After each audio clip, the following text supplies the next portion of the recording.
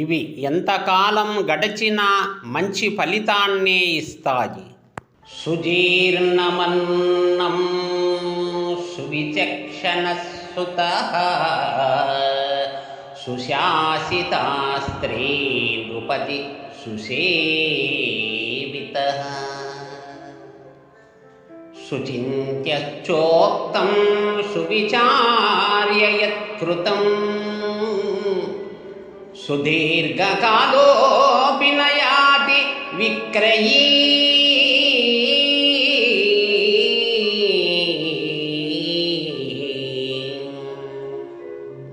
బాగుగా జీర్ణమగు ఆహారం వివేకి అయిన పుత్రుడు, సుశిక్షితురాలైన స్త్రీ, బాగుగా సేవింపబడిన రాజు, బాగుగా ఆలోచించి చెప్పిన మాట, బాగుగా విచారించి చేసిన పని, ఇవన్నీ ఎంతకాలం గడిచినా మంచి ఫలితాన్నే ఇస్తాయి అంటున్నాడు శాస్త్రకారుడు.